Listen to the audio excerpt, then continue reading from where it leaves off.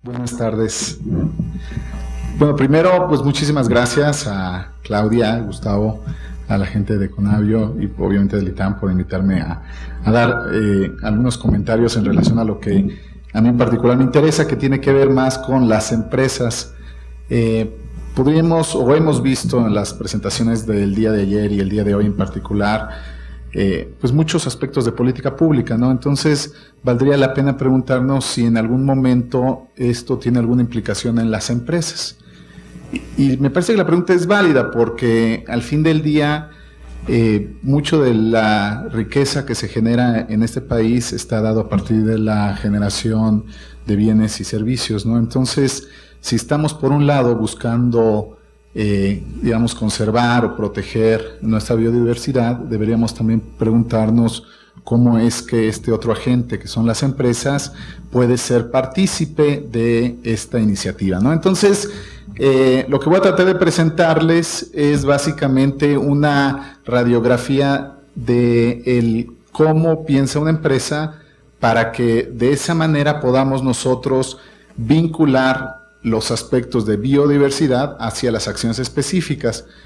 Y lo trato de proponer de esta manera porque si hacemos una pequeña muestra y les pregunto en estos momentos, ¿cuántos de ustedes, por ejemplo, en el momento en que saben que, por ejemplo, que hay que hacer que las bolsas del súper contaminan, ¿no? Por poner un ejemplo, ¿cuántos de ustedes solamente con saber eso cambiaron su comportamiento y dejaron de utilizar bolsas? Una tercera parte. ¿Cuántos de ustedes, al saber que pues que la gasolina, ¿no? Por ejemplo, genera daños ambientales, por poner ejemplo, dejan de manejar o han dejado de manejar? Las mismas personas de las bolsas, claro, ¿no? Bueno, entonces, si nosotros nos ponemos a pensar de esta manera y tratamos, digo, hay que ser un poquito realistas, ¿no? ¿Cuántas empresas les dices, oye, sabes que con tus actividades o con tus acciones estás dañando a la vaquita, ¿no? ¿Cuántas de esas van a dejar de llevar a cabo sus actividades? Pues la verdad es que cero. Pero a lo mejor es cero porque lo que estamos recetando es contrario a lo que, o estamos hablando quizá el lenguaje que no es el correcto y lo que está sucediendo es una falta de comunicación.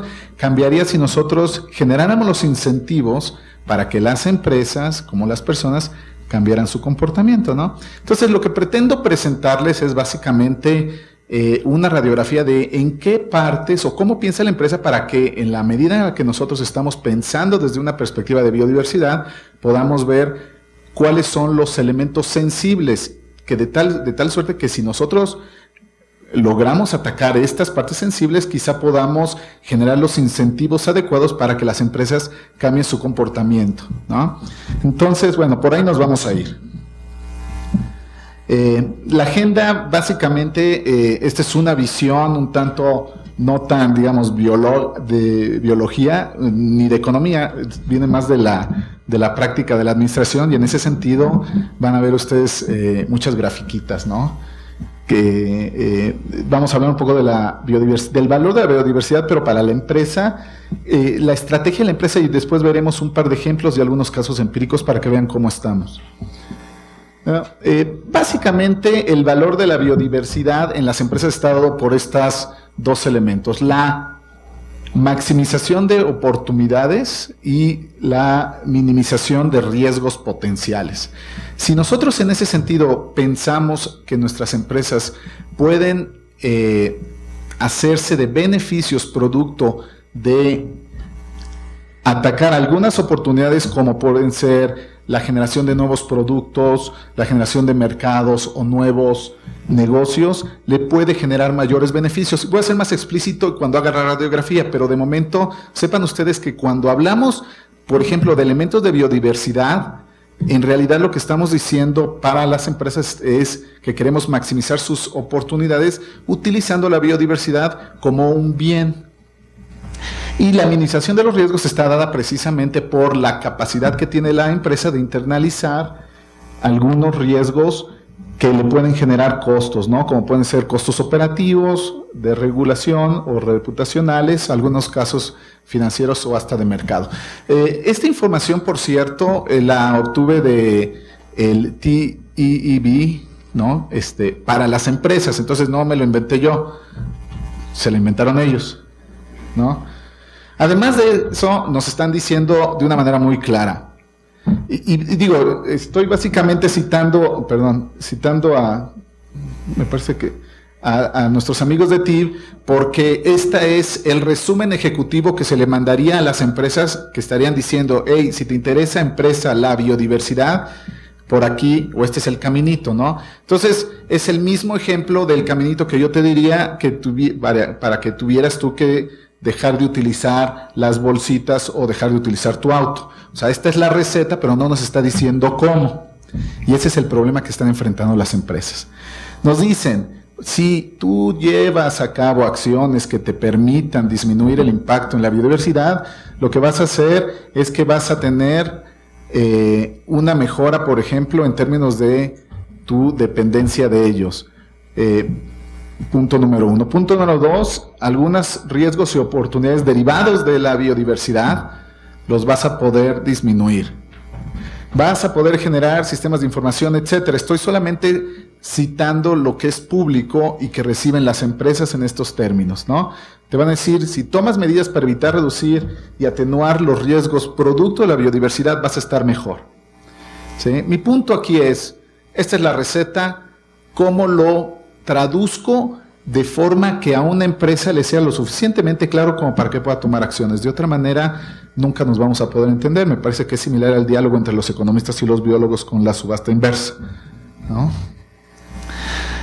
Si nosotros, y así lo dice claramente, esto es citado, sacamos partido de las oportunidades empresariales que nos ofrece la diversidad, bueno, la verdad es que parece discurso electoral, ¿no?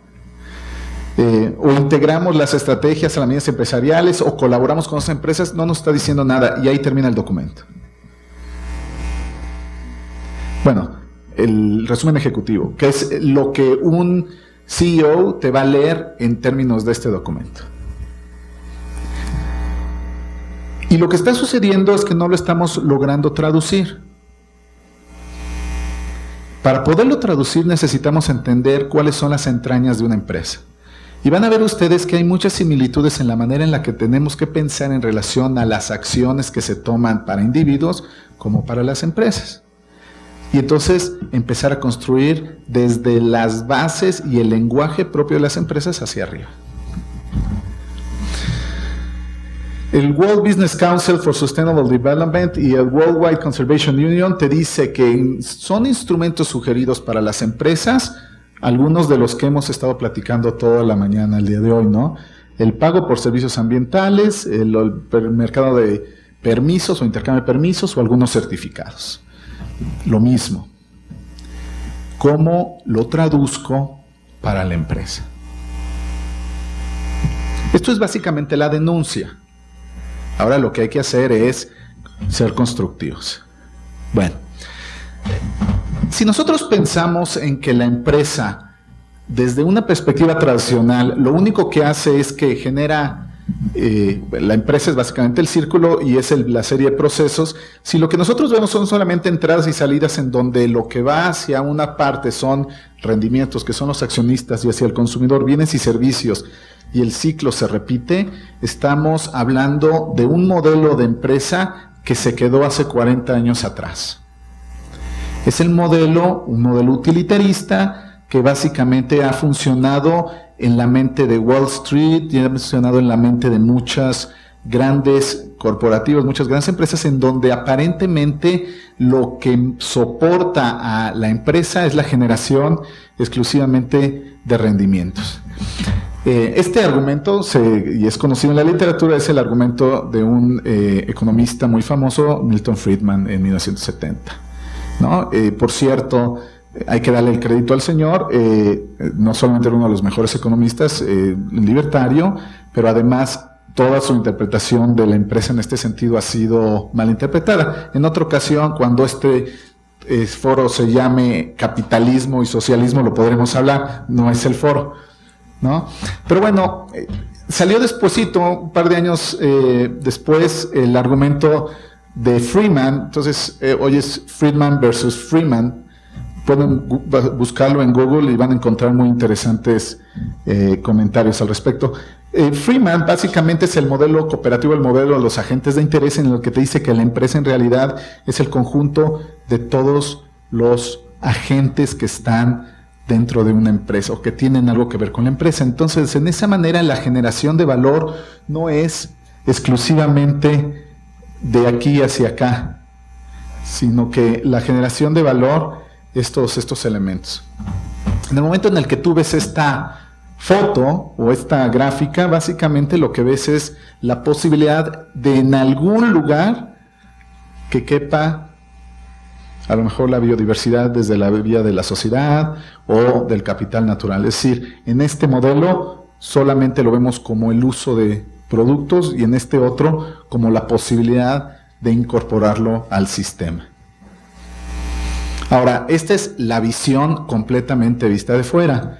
Aún así, no tenemos todavía los elementos para poder decirle a la empresa, oye, ¿por qué no piensas en pagar por servicios ambientales? ¿Por qué no piensas en certificación? ¿Por qué no piensas en mercados de intercambio de permisos? Entonces, para eso hay que abrir todavía más el concepto de empresa hacia los siguientes elementos. Una empresa, y aquí lo estoy limitando exclusivamente al concepto de la estrategia de la empresa, está soportada por 3 patas. Podemos hacer la analogía a un banco. Una de las patas que no funcione y toda la empresa, la estrategia, se viene abajo. ¿Sí? Esta visión de que la empresa está soportada por estos 3 elementos ha tomado mayor fuerza a partir del 2009, pero va mucho más atrás. Y para sorpresa de la mayoría de los economistas en la sala y los biólogos, las teorías en administración han sido producto de excelentes economistas, la mayoría de ellos microeconomistas. Lo que han hecho muy bien ha sido la capacidad de traducir esas curvas y esos cambios marginales a un lenguaje que los empresarios entienden y han podido llevar a cabo, ha tomado acciones mucho más específicas, ¿no? Entonces, cuando nosotros pensamos, fíjense, de ser solamente algo aislado, un círculo, una caja negra, ahora lo que estamos pensando es en estos 3 elementos. En el momento en que nosotros pensamos en cada uno de estos, que voy a hablar en unos momentos más, van a ver cómo la biodiversidad va a caer de una manera muy clara y muy suave, sin necesidad de forzar la entrada del concepto y de posibles acciones hacia las estrategias de las empresas. Ese es mi objetivo.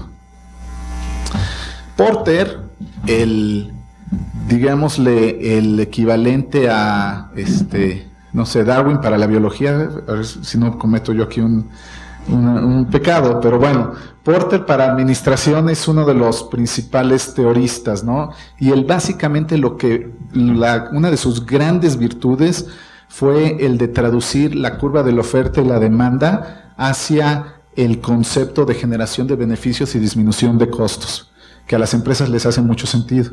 Si tú les presentas una curva de oferta, no te van a entender de qué le estás hablando, pero si les dices que van a poder vender más, seguramente te van a escuchar. Por el otro lado, si les dices que vas a tratar de disminuir los costos marginales, te van a mandar muy lejos, pero si les dices que vas a tratar de disminuir los costos de operación de la empresa, seguramente te van a escuchar. Bueno, Porter básicamente tuvo esa capacidad y se lo dijo muy claramente, y lo dijo desde 1980. En la medida en la que tú puedas aumentar la disponibilidad de pago por aumentar los beneficios o atributos de los bienes y servicios, seguramente vas a vender más. Es lo que estaba hablando de la curva de demanda. O bien, lo que puedes estar haciendo es pensando en términos de disminuir los costos, disminuir la curva de oferta. En la medida en la que distingues, para ustedes que son ávidos conocedores de las herramientas económicas, pues sabrán que en realidad lo que él está diciendo era el excedente del productor y del consumidor, ¿no? Pero básicamente aquí lo que te está diciendo es que el mercado, que al fin del día es uno de los elementos de los que depende la empresa, está dado por estas dos acciones. Ahora bien, en la medida en la que tú puedes disminuir tus costos, lo que estás haciendo es que estás generando mayores beneficios, mayor margen. Bueno, ¿qué puede hacer que disminuyas tus costos en una empresa? El uso de tus recursos de una manera más efectiva que otra.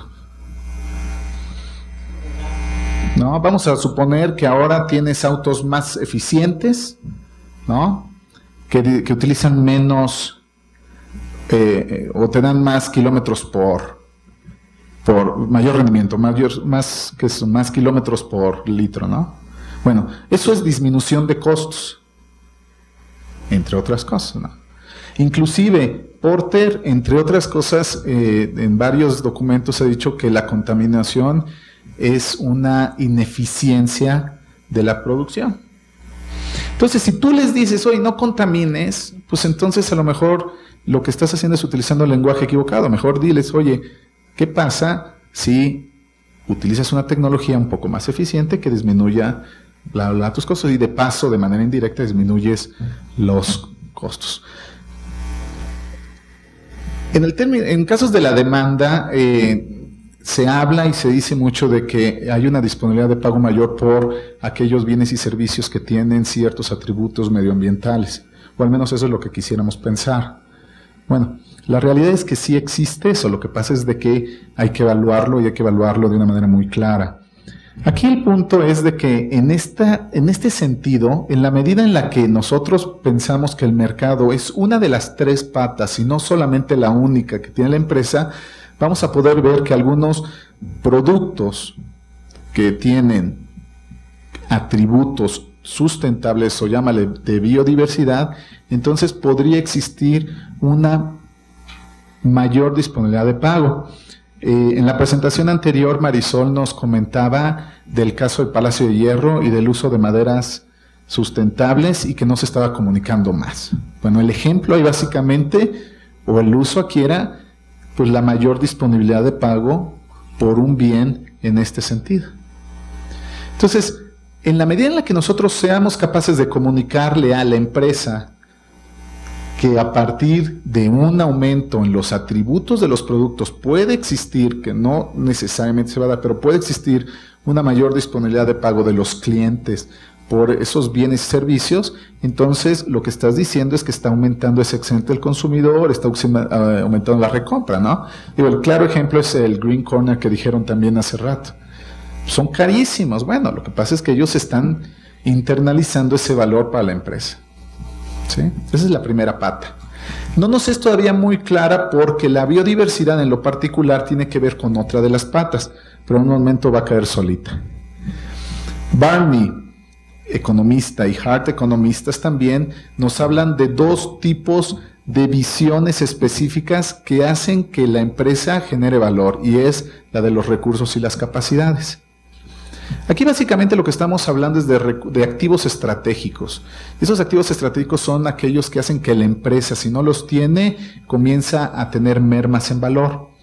También se comentó hace rato el caso de Coca-Cola y el agua. Bueno, aproximadamente, números más, números menos, el 80-85% de una Coca-Cola es agua. ¿Sí?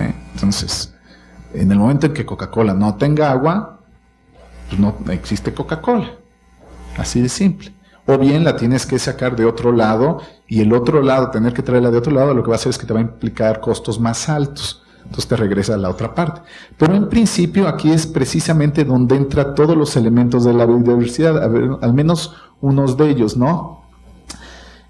Hart en lo particular te decía que si tú lo que quieres es darle valor a la empresa, lo que necesitas es pensar en términos de los recursos naturales, en términos de nuevos diseños de bienes y servicios que cumplan con ciertas características, o bien que disminuyan tus costos o que te genere una visión de largo plazo. Eso es básicamente lo que él te está diciendo. Pero piensen ustedes en las empresas que están hoy día posicionadas como líderes en algunas acciones de biodiversidad, ¿no? Para el caso mexicano tenemos a Cemex, tenemos el caso de Bimbo, tenemos el caso de Kimberly-Clark, tenemos el caso Aeroméxico. Tenemos varias empresas que al menos en sus reportes de sustentabilidad o de responsabilidad social, como le quieras llamar, lo ponen muy explícito.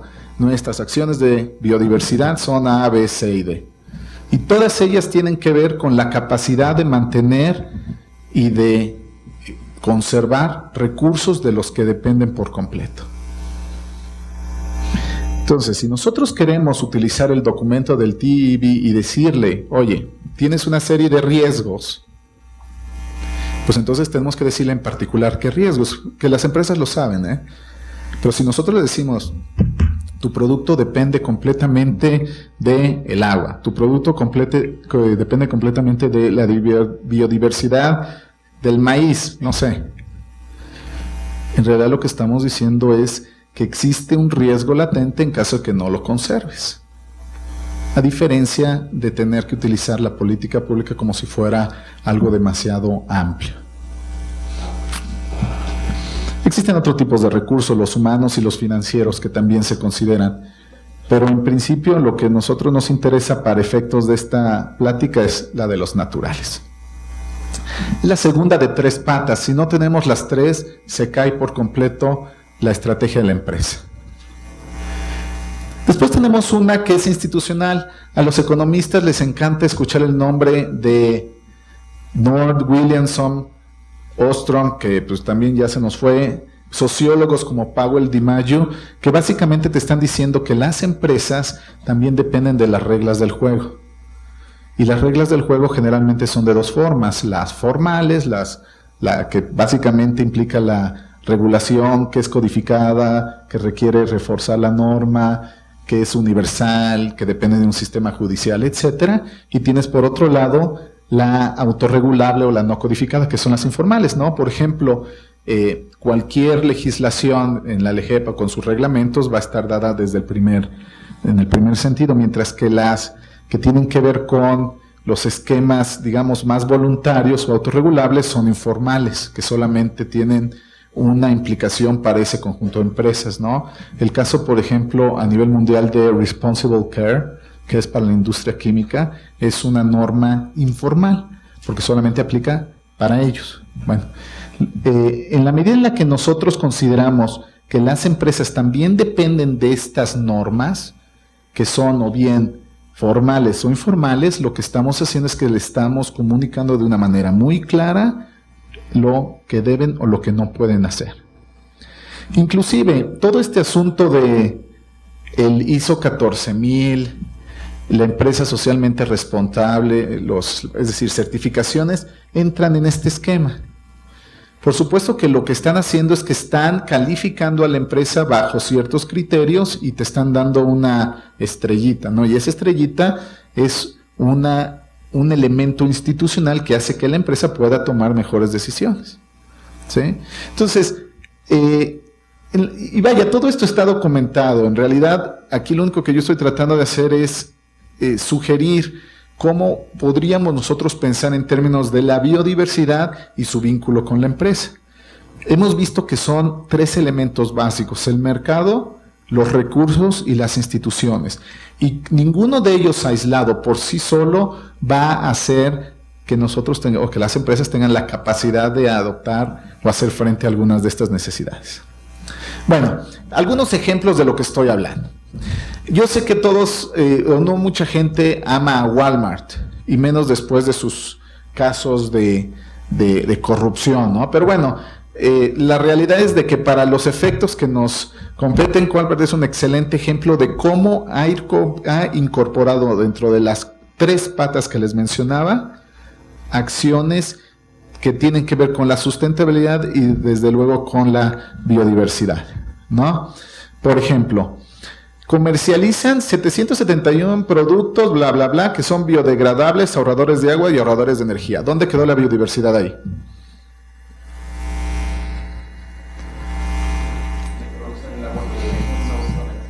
Entonces, pues aquí está.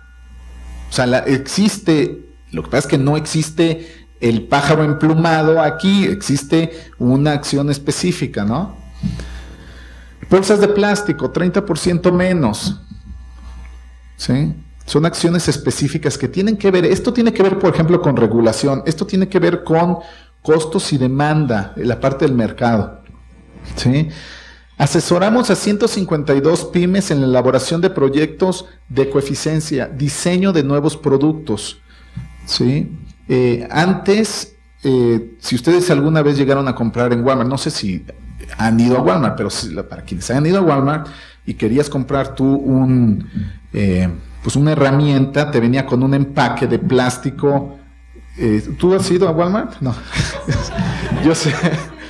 Te venía en un empaque, ¿sabes? De estos duros que a fuerza lo tenías que cortar con tijera y todo. Bueno, se pusieron y se sentaron con ellos y le dijeron, a ver, maestro, lo que vamos a hacer ahora es que vamos a diseñar un nuevo empaque.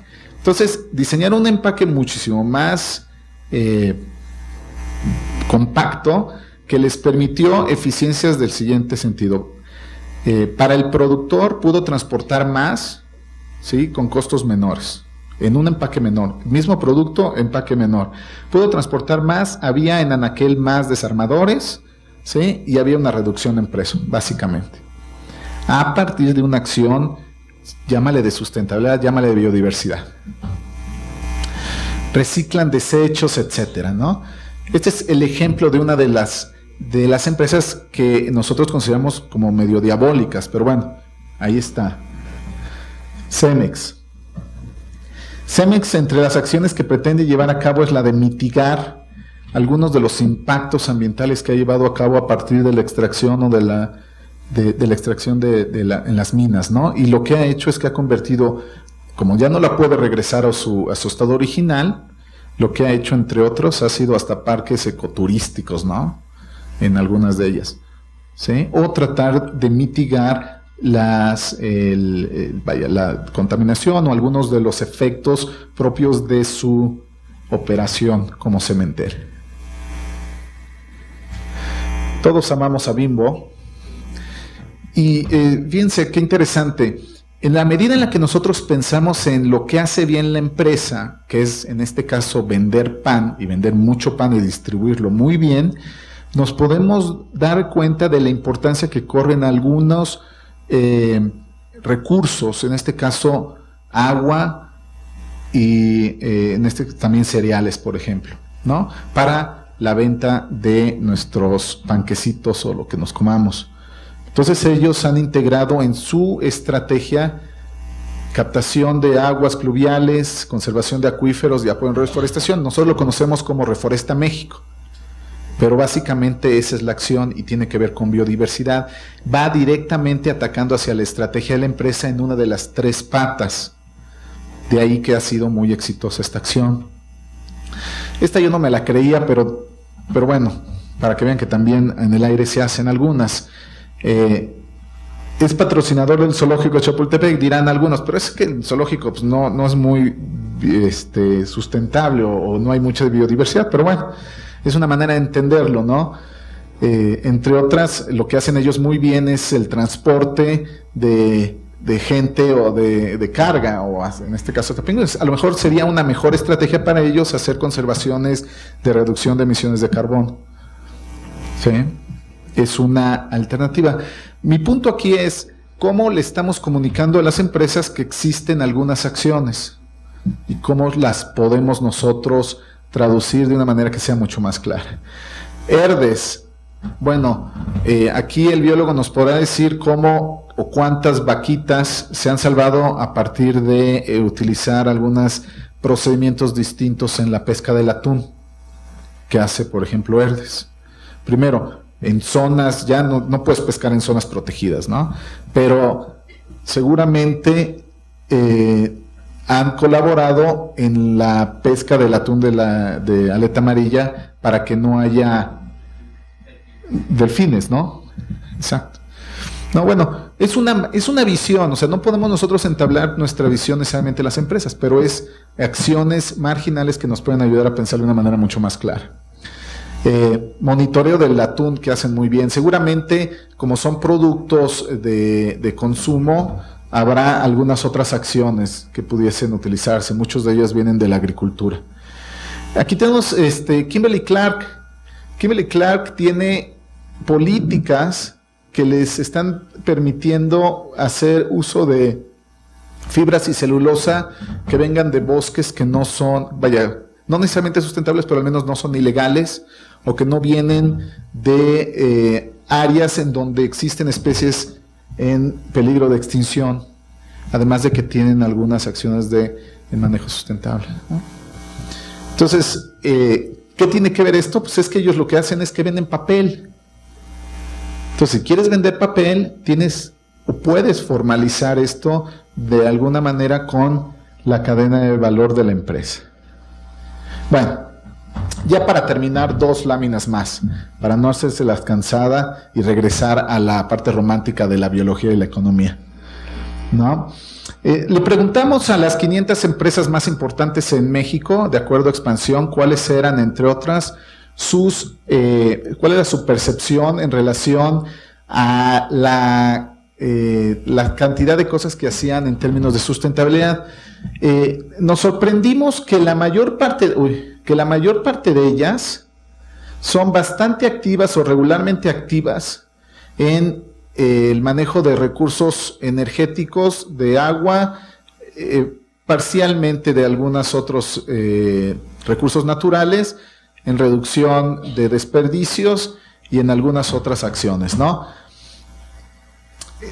Aquí lo que nosotros estamos presentando básicamente es bueno, yo no sé mover esto, pero lo que estamos presentando en realidad es cómo lo están viendo las 500 empresas más grandes en México. O sea, ¿qué están haciendo? Desde luego que aquí lo que nos encontramos es una muestra un tanto sesgada, porque quienes principalmente nos respondieron fueron aquellas empresas que sí hacen algo. Entonces ellas son las que sí te quieren vender. Las otras tantas que fueron algo así como el 60% que no nos contestaron, no tenemos ni idea cómo se manejen. Pero asumimos que la manera en la que se manejen no necesariamente es esta. Esa es la interpretación que tenemos, ¿no? De una manera muy interesante nos preguntamos cuál es o qué es lo que más influye en que lleves a cabo una estrategia de sustentabilidad. Y curiosamente, la regulación es, digamos, el elemento, es el driver, es lo que más influye en la toma de decisiones de las empresas. Por supuesto que esto no es muy agradable, porque nos regresa más o menos como 40 años en relación a cómo están otros países con los que nos queremos a veces comparar y de quienes estamos tomando algunas políticas, pero nos da una muy buena idea de dónde nos encontramos, ¿no? Nosotros nos gustaría que fuera, por ejemplo, la comunidad o los fondos de inversión, ¿no? Pero pues no, la realidad es de que sigue teniendo una influencia muy fuerte la regulación. Entonces, lo que hay que hacer es generar quizá incentivos distintos, instrumentos distintos de política pública que nos puedan ayudar. Pero el mejor instrumento de política pública va a ser aquel que te permita comunicar a las empresas exactamente, comunicarles de la manera en la que las empresas están pensando, ¿sí? Porque de esa manera seguramente vamos a tener un mayor impacto. Y bueno, como conclusiones, pues sí, efectivamente la biodiversidad te presenta riesgos y oportunidades, pero el impacto que las empresas pueden tener en el beneficio de la biodiversidad va a estar dado en la medida en la que estas acciones estén vinculadas a la estrategia de la empresa. Y la estrategia consta de 3 patas. No me voy a cansar de recordárselos, es lo que le digo a mis alumnos todo el tiempo. 1, 2 y 3, 1, 2 y 3. Si eso te llevas para mañana es más que suficiente. Y para mí también. Muchas gracias.